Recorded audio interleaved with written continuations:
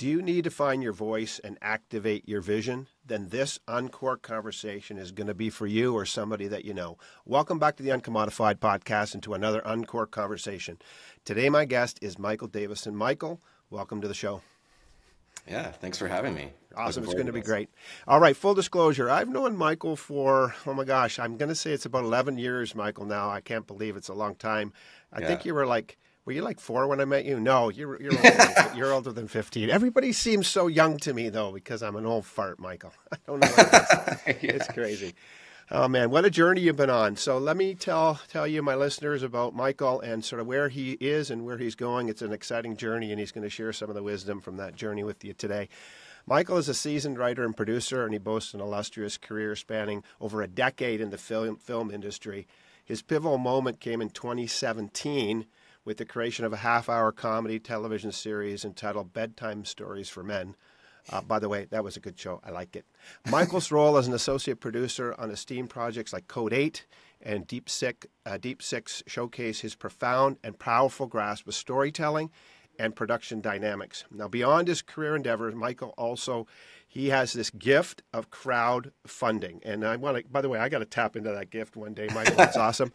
And Michael was responsible actually for steering an Indiegogo campaign for Code 8 to a monumental $2.5 million. Yep, you heard that, $2.5 million, solidly placing it as Canada's largest film campaign ever. Committed to industry growth, Michael's involved in the industry. He serves on the board of directors of the Grand River Film Festival, and his imminent work as a producer on the upcoming Netflix movie, Code 8 Part 2. If you haven't seen Code 8, you got to see Code 8. It's a great movie. Code 8 Part 2 will come out sometime, I don't know, maybe 2024, but we're not allowed to tell you, and Mike can't tell me or he has to kill me, and I don't want to be killed, so fair enough. But this underscores Mike's dedication to pushing storytelling boundaries, promising yet another chapter of captivating narratives. This is something that Mike has a skill and a gift to do, and he's going to share that journey and challenge you with that journey today, as he has with me over the years. But Mike, this is an UNCORK Conversation, and you and I have had several of those over our years together, I believe. Today we're going to uncork a whiskey, a wee dram together. What are we going to drink, my friend, as we kick this conversation off? What do you got? Yeah, I got one as a gift a couple years ago, actually, and so I've got it. It's an Islay. It's a Dunvegan, I believe. Nice. Say it. Not entirely sure if I'm saying that correctly. Oh, that's awesome. Yeah, gonna go for that one. I was gonna go with a Glenrothes, but I'm feeling the Islay this morning. Hey, awesome. Well, you know what? I'm going to get in the Islay tradition too, but I got something really special here. So if you're looking on the YouTube channel, you get to see this. So this is from Lagavulin, and my son Chris and I went to Islay in June of 2022, actually maybe July 2022, and this is a bottle that I bottled myself in one of our private tastings. So this is a 9-year-old Lagavulin. It was bottled at 55.4%, so it's got some heft on her, Mr. Mike. So I'm going to pour myself a glass, and we'll get it into it. Amazing. Wee dram of that at 55%. Yeah, I got to be careful because I got to keep on track for our conversation. Yeah, I know. It's the downside with Scotch, right? It is, for sure. We get sidetracked here quickly. Yeah. Cheers to you, sir. Cheers.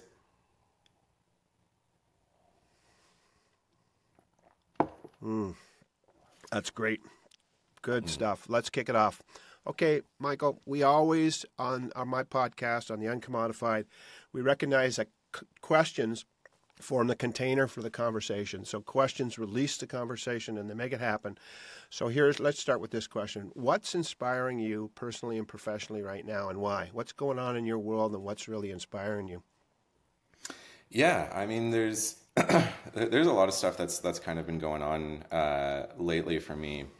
Kind of a lot of the inspiration for this conversation has sort of been, over the last year or so, I've really kind of taken, I started off very much kind of wanting to be a writer and kind of being very kind of in this space for crafting storytelling. And one of the things they don't tell you when you start film school or start on that craft is that most of your time is not spent with that very, romantic image that you have in your mind of like Hemingway at a typewriter or something. It's a lot more, kind of a lot of pitching, a lot of creating decks, a lot of trying to speak the language of investors, and then on the other side, it's like when you actually are writing, it's a lot of just sitting there and thinking, and it kind of wound up being one of those things where because my industry is so collaborative, I've wound up working with a lot more writers, and what I've realized is that where my strengths really lie is keeping the bigger picture in mind. And so I've started really getting passionate about helping other people create their stories, and kind of like coming in and developing is kind of where a lot of my passions have lied. And I've worked with some independent producers and independent writers that are kind of like really trying to take things to the next step. And it's really been exciting to kind of hear their story, hear their voice coming out, and kind of coming in and help them craft their larger vision is something that I'm just really getting passionate about, that side of things. That's interesting. So you go down this path, you go to a film school, you've got a sense of what it's going to look like, and then of course it's always a little bit different in the real world. But you also find that it's not an independent sport. It's a collaborative opportunity that you have, that you're working with people and you're collaborating, and there's a learning, there's an encouragement that's happening within this. And that's really interesting, because that is a bit different, maybe, that as you describe it, than I would think. When I think of a writer, I do think of somebody locked away, in their cabin for months at a time, making this thing happen. But that obviously isn't the real world that you work in. No, yeah. I mean, it's one of those things where, one of the realizations that I've had over the last couple of years, especially as I've been getting out there a little bit more and being more active in, going out with pitches and kind of crafting things, is that the role of the writer in terms of the film industry is one that, like, you do have those kind of lonely moments where you're locked in a cabin, you're just like, in the zone, kind of crafting those stories. But a lot of times what you're doing is kind of, it's a lot of stuff that's kind of dictated by a market, or dictated by a producer, or dictated by the resources that you have available. And so you almost become, you're always balancing this kind of philosophy of being an artist with also being someone who's a little more, utilitarian, in a sense, where it's like, we still have a function, we're still here to tell a story. It's a weird thing that we're here monetizing moving pictures, but it's kind of this weird duality that I find writers kind of have to have, where, like, if you get too precious with your story, you almost shut down the potential that it has to kind of grow further than that. It's like you almost have to come in, understand the limitations that are going to be put upon you, and then be creative within that box that you're given, as opposed to kind of coming into the world and being like, this is my story, this is how we go. Like, I think novelists kind of have a little bit of that. They get to do that a little bit more, whereas in film and television, you have so many other factors that are kind of at stake. And so the writer almost kind of takes a little bit of a, like, yes, they kind of start with their voice and kind of have their script, but they also have to be malleable and understand kind of where the heart of the story lies, and making sure that they're retaining that, and everything else kind of has to be a little bit in flux. Interesting. That's an interesting way of looking at it. And what I would say, too, as you talk about that, I remember reading years ago a quote from a gentleman who said, you can think outside the box all you want, but actually true success is succeeding within the box, which is an interesting way of looking at it, because there is a limitation. There's boundaries on all of us at some level, and if we think we can just have success totally outside of the box of practical containment, could be time, money, resources, vision, or whatever it would be, that's actually not that helpful in the end, because it's just not true. So it's exciting to hear that sort of blend. And again, if you're listening in, I would just encourage you, what does succeeding within the container of some restriction look like to you? Because if it's just success with unfettered restriction, that's really not that realistic to us. So Mike, let me ask you, as you sort of think about that, and then we get into that macro art of the conversation, this idea of finding our voice and activating our vision. So how do you activate a vision that you have for something and find your voice when you have all these other factors coming at you that might want to contain it, might want to predict it or even sort of feel like it's crushing it. How do you balance that, and how do you help yourself and others find vision and voice within this context?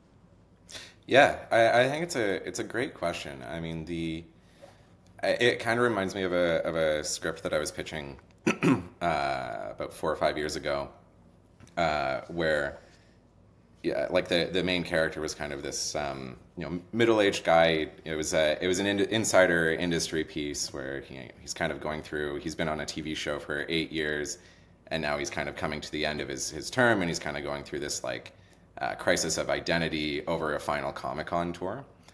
And he's missing his daughter's birthday, and she's growing up kind of without him while he's being kind of this public persona. And I remember having a producer read the script, love the script, and really want to get into financing. But they said the financier that's willing to come in with half the budget, they want to make the lead character an actress that they're really close with, and she's 24. And so it was like, how are you going to adapt this story that's very clearly like was written and intended and like on paper looks like it needs to be kind of this like 40-year-old guy. And for me, a lot of the sort of vision that I was bringing with that particular piece was that I was tapping into kind of the loneliness that comes from fame. And so it was like, oh, well, as long as she's a character who has been around for a while, like maybe she's a child star or a young adult star, look at something like like Jennifer Lawrence, like or the Hunger Games sort of era of things. And so it wound up being one of those things where as soon as they said it, it was a very quick like, yeah, I can make that pivot because I already knew the character itself. It's like it's malleable. It's like, and also having that understanding of, well, this is how these types of projects get made. It's like I wasn't the producer on that one. I wasn't bringing a significant amount of money to it. It's only a few years out of school at that point, so really wasn't killing it money-wise at that point. So it was like, knowing that the resources that I had and the power that I had, but knowing that the vision was still something that could be retained. Unfortunately, the project didn't end up moving forward, but it was still a really interesting experience because it was. I remember when they gave the note, it felt like such a drastic note, but I'd already gone through similar processes with some of my mentors who I worked under, seeing how they quickly adapted very like what seemed like a large global note, and then you read the adapted version of it afterwards, and you're like, oh, I feel the same when I read this story, even though the plots and the characters are drastically different between the drafts. You still come away with the same feeling. And that was really eye-opening for me, where it was like, oh, bringing the same vision and the same idea is adaptable amongst the kind of different resources that are available because you still have the same heart. So this is where it's that, just fascinating as you say that. It's like you have this vision, you have a voice because you've written this, but you're able also to hold that with a rather open hand to the world around you, not clenched tight and say this is the way it has to be, because obviously that just doesn't work in the industry, but also it becomes untenable ultimately to hold that proposition. So what you've learned is there's a way to find your voice and fulfill your vision within a context as long as you are faithful for yourself to the core of this particular idea of loneliness in this example. If that comes through and people feel the feeling, then you've accomplished what you wanted to do, regardless of whether the scenery changes and the characters change. That is actually what vision and voice is about for you. Yeah, definitely. Like I often find there's like this really interesting marriage kind of between those two words that I really, I've been thinking a lot about, especially since our last chat where we were kind of starting to talk about that. And what I've kind of realized is the way that I approach kind of like both voice and vision is that like kind of voice ends up being like that's inherent to you. It's like that's kind of your POV, that's your specific lens on the world, and coupled with that is also an element of craft as well. One of my favorite examples that I remember reading in film school when I kind of really started to think about what voice you can bring to writing and everything, was reading. You read a lot of these scripts, and a lot of times, kind of people have like, this happens, like, Michael and Tim are sitting at their computers having a conversation. You start writing out the dialogue. And it's fine. It's like it works that way. And then I read the script for the pilot script for Lost, like the I think it's ABC or NBC, like either way, very large network one. And what was surprising with it was that they treated it almost like it was like a pitch that you were reading on the page. Like it would have stuff in there where it'd be like, Sawyer, all caps, fucking picks up a gun, and you're like, oh my God, I'm like gripped right away because you're just changing this voice so dramatically. And they would put it like, in the dialogue too. And it's like, this is a network show. They're not swearing. They're not able to do any of this stuff. But they would contextualize it because they were like, this is the emotion it needs to feel with. Like, this is how heightened everything needs to be. And I thought it was a really interesting thing because they were bringing this very, very unique voice right down into the words that they were putting on the page, that it almost didn't matter what weapon he's picking up or what he's doing in that moment. You just felt that intensity that was there. And it really kind of shifted my thinking in terms of how to approach these stories, and especially when it comes into the collaborative sense. Because I remember like then starting thinking like, okay, so what's the vision then, right? Like, how does that differentiate from voice? And I remember like a few years ago, I was pitching this TV series that that started with the concept that I came up with, that I brought to was just kind of having a drink with another writer friend of mine, and he had a really interesting thing to say about it. Like, it was this kind of story about a paramedic who kind of like starts seeing ghosts around them, and like each episode it's like kind of resolving a different ghost. And he was like, oh, well, it kind of reminds me a lot of like he was a Chinese writer, and so he was like, oh, we kind of have a similar tradition here. And so he brought this really unique like voice into what was already a crafted vision. And then we took that and kind of we're pitching, we did a table read with a good actress and writer friend of ours. And then she was like, oh, well, you have this father character, like my own father's dealing with dementia, and I think it would be a really interesting thing to add. And we just wound up crafting this really beautiful story that was like all about like honoring kind of like the different, legacy, the generations. And it wound up being something that, because the three of us had these very different voices, that we collided together into one vision and then brought out. And it was something we were talking with like CBC for a while. And for one reason or another, it kind of didn't move forward, but it wound up being one of those really interesting things where it was like, it still was the same vision right from the beginning to the end when we were in development, but we had all these different voices that were kind of coming in and blending together. And I thought it was a really cool thing to kind of see how those two things are both separate, but also like kind of one and the same conversation. Wow. As you share that, Michael, I'm thinking, first of all, if you're listening in, I just want to remind you that, these conversations are not scripted. We find them as we go. We sort of have a sense of maybe a train track of questions we want to go, but we find things in the moment. And as you're talking about that, I'm actually seeing this as quite instructive for me in what I do in my career and in my life. And I would hope as you're listening in, as you're listening today, you might see it for you.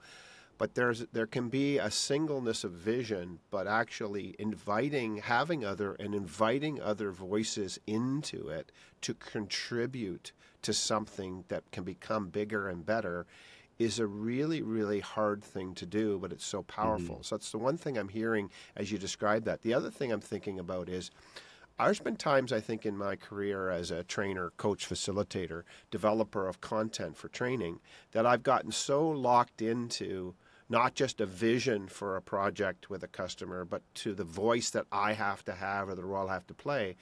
I don't think I've given enough room for others. And at times, I probably pushed down their voices when I needed to include them.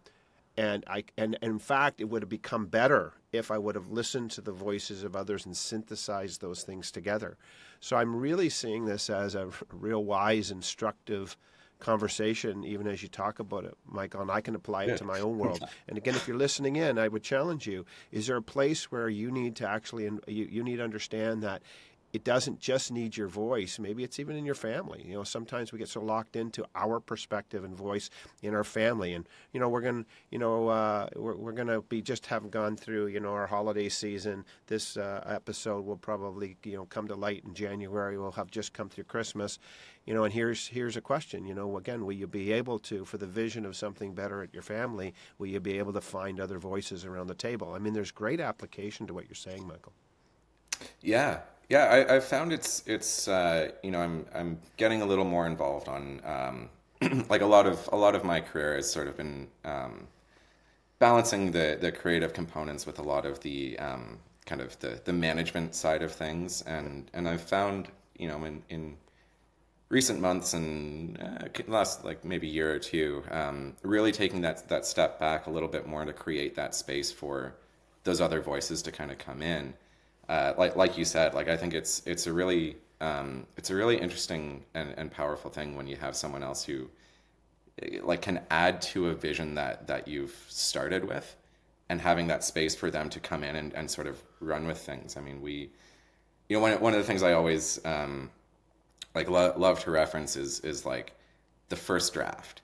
It's like every collaborative experience I've ever been a part of, everyone just wants to write that first draft. It's like they're like chomping at the bit to get to that first draft.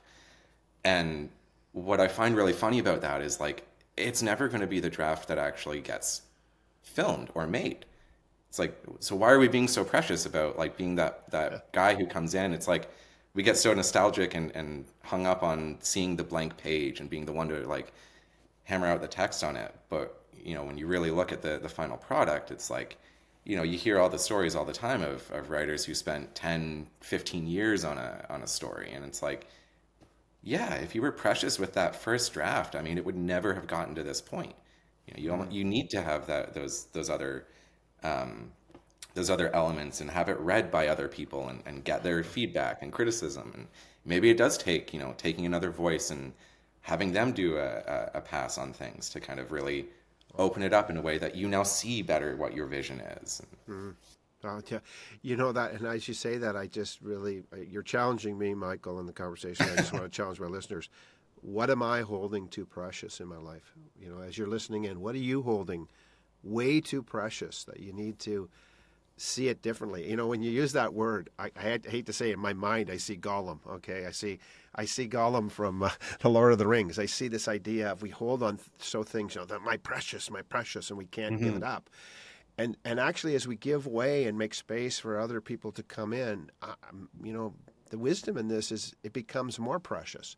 It becomes something bigger, better that it couldn't have. And I know that from my own experience. You know, I've been a solopreneur really most of my life, and I brought a partner into my business a couple of years ago. I have another, my daughter-in-law, Emily, actually now works for me. Was out for dinner last night with a good friend who I seek counsel from. And I will say that I should have learned this a lot younger. I should have learned it when at your age. You're a lot younger than I am, Michael. I should have learned it. But I haven't been really great at listening to the counsel or wisdom of others at times. I've thought that I've figured it out myself, that I didn't need other voices. And that's created a subset of really bad problems in my personal life, in my professional life, I think, over the years. And maybe it's, I wish I would have learned this a lot earlier in my life and career. But just holding things too precious. And so, again, just challenge yourself if you're listening. Whether it's life or business, what are you holding too precious for the sake of your own voice, but you're actually moving yourself away from fulfilling your vision by doing that? It's a very wise, it's a very powerful conversation and idea, Michael. Listen, here's my question. As you think about all this that's going on in your life, what have you learned about yourself along the way in this journey and others that you wouldn't have if you wouldn't have had the experiences that you've had, both the pleasure and the pain, the wonderful accomplishment and the disappointments along the way? What are you learning about yourself and others in this journey? Yeah, I mean, I think, you know, kind of like what you were just talking about, and just, you know, realizing all the things that you do hold very precious. I mean, I think, the birth of my son, I think, was a really big, profound moment for me where I realized a lot of those things that I was holding on really tightly and thought were very important, all of a sudden were not so important anymore. And I don't think I'm unique in that sense that, becoming a first-time parent, you sort of experience those emotions, but it really was one of those things, for me with, I don't know if it's specific to the particular industry I'm in, but it just changed my thinking dramatically in terms of going from very, very minute, like, I'm even going to fight for this particular scene because I think what I put down was so important, and it shifted way more into one of the things I love challenging other people, including myself, is kind of going like, well, if we do this, then what? Like, what's the next thing anyway? Like, is it just you got your way and you got your thing and that's it?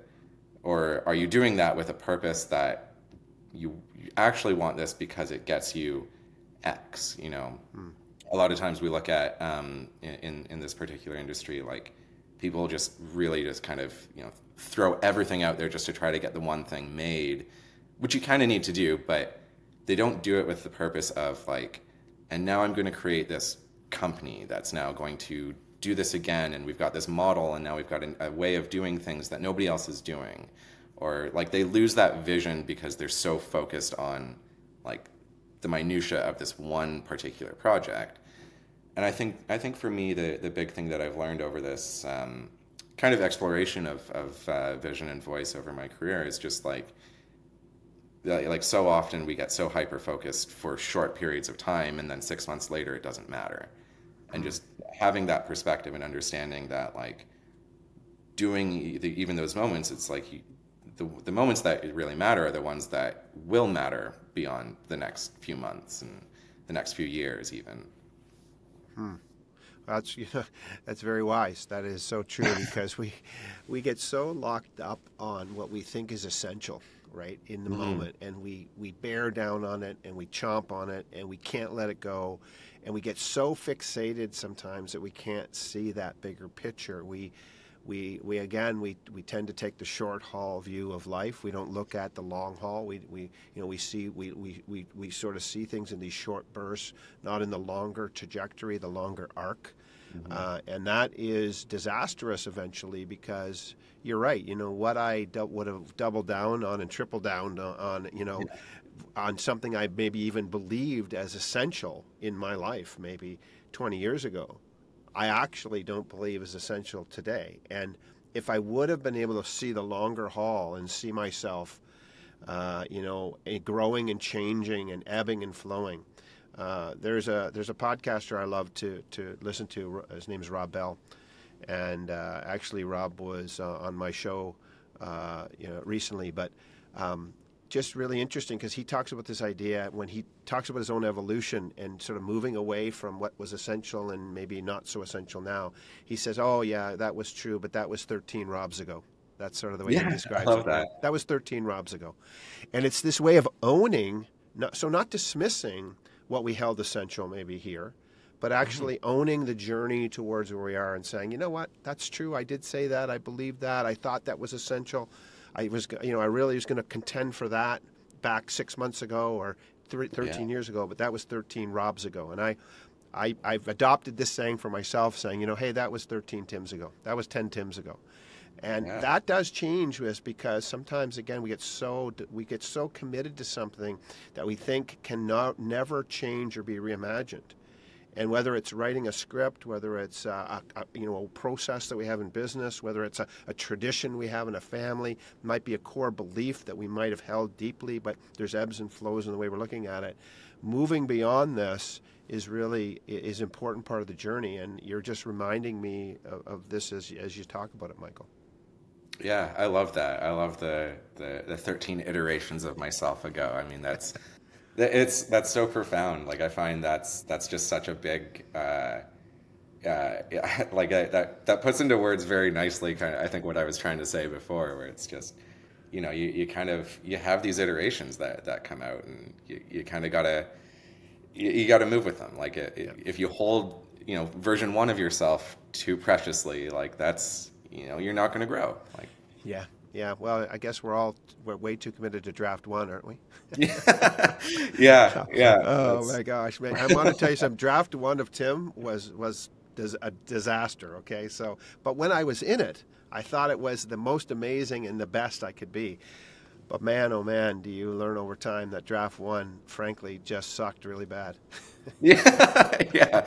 Well, exactly. I mean, Oh, it's funny looking back on some of like the great writer quotes, right? Like, I mean, the classic Ernest Hemingway, write drunk, edit sober, right? Like it's like it really feels like, you look at draft one of yourself and it's like, yeah, yeah. that really feels like I wrote that one drunk. Like Oh yeah. now it's time to edit sober and Well, let me tell you, I had the edit same right. experience with my book along the way, and I will say that my I released my book now back in October of last year, and Hmm. it's crazy thinking about it because in the beginning I was so committed to certain things, and I remember even arguing with my first editor and saying, well, I'm not going to change that, and I'll never do that, and I'll never do that. Well, by the time I went through a couple of editors and different thing, and I'd been beat up significantly enough, I was like, Hmm. okay, you're right, that's got to go. It's shit.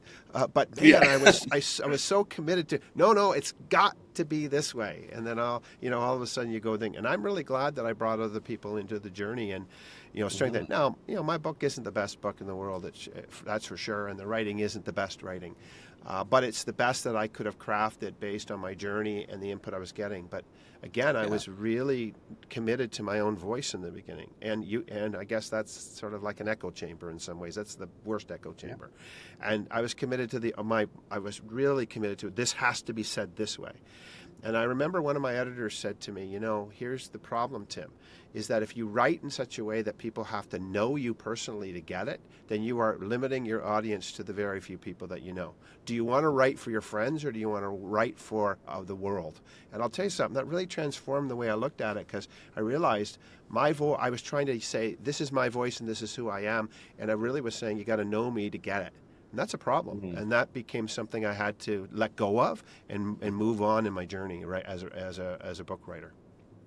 Yeah, yeah, and I mean it's something that I've seen seen a lot. I mean, I read for one of the things I do just kind of in spare time is I read scripts for amateur writers. It's normally a lot of like contest writing, but what I love doing is there's a version of it where you can do it for feedback, and giving people their feedback is you can really tell the ones that are where they're at in that particular journey and that learning process of like whether if they still have the fight back or if they take the note and kind of can understand where the note's going and kind of pivot accordingly. It's really interesting to see kind of that that dualism, that how it lines up very very clearly with where people are at in their careers and how often they've gone through the process. Yeah. It's like there's a level of understanding of like like we were echoing earlier. It's like if you're hung up on draft one, I mean, you get stuck there. Like you'll never hit draft two, and knowing that it's almost always a draft 5 or 6 or 10 that actually gets made. It's kind of or gets published or gets greenlit or whatever context you want to put it in. I cannot stress the value of having that outsider input enough. So powerful. So again, if you're listening in, I want to just challenge you. What script, okay, are you writing in your head? Maybe you're not writing a movie, but what script are you writing for your life or in your head, or a script you're writing for your kids, or a script you're writing for your world, whatever, that you need to submit to others? What script do you need to submit for others to review and give you some comment on and feedback? And will you be open to that? Because as you do that, and maybe it's version 22, not just for draft 2, it's version 22 of this thing as you push it out, that will be the thing that makes the difference for you. But where do you need to submit something to someone else for their careful consideration and kind, constructive feedback? so that you can become bigger and stronger. Again, not compromising your vision, your grand vision, but also, but actually opening yourself to the voices of others. So, Michael, listen, great conversation as we bring it in for a landing. Obviously, the arc of my podcast is this idea of uncommodification, of standing up and standing out in the crowded worlds we live in and bringing that unique contribution that we have, in this case, our unique voice, to the world around us. So I have a question. When Michael Davison is walking in a room, could be a personal room, professional room, and you're bringing that special thing that only Mike brings, because this is the unique contribution that Mike brings, what does that look like for you? What are you doing in that moment that you know brings that unique quality of your character to the situation and to the people you're interacting with? Yeah, I mean, it's a fantastic question. I love that you ask it at the end of all of these podcasts here. I find for me the big thing that I always thought it was voice that I was really good at, but what I find is where my strong suits mostly lie, and when I'm at my least commodified, as you put it, it's really coming into a lot of these kind of entertainment projects and really having that discussion about vision with whether it's something that I'm bringing to the table, or whether it's something that someone else is looking for feedback on, or anything in between. It's really kind of taking that moment to have that step back and understand the why of what it is that we're doing. It's an area that I love talking in that space. More often than not, I find if I'm in a project and I'm really getting into my voice and drafting and getting into the writing, it's I almost find I start to lose the vision for the voice.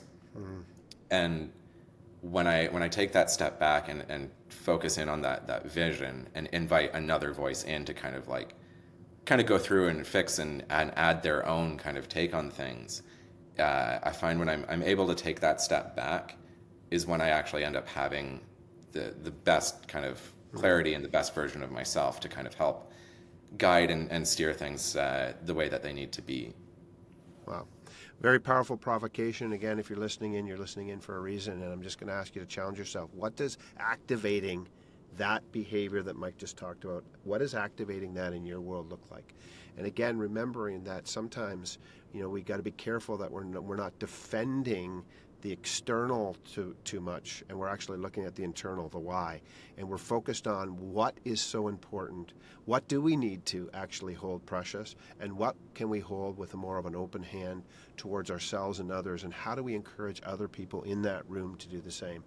Michael, listen, really want to thank you for this conversation. It's brilliant. I wish you great success in the future as your career unfolds and as you continue to bring your vision and bring voice to that, as you encourage others to do the same, because you clearly have a real heart for encouraging and equipping others in the work that you're doing.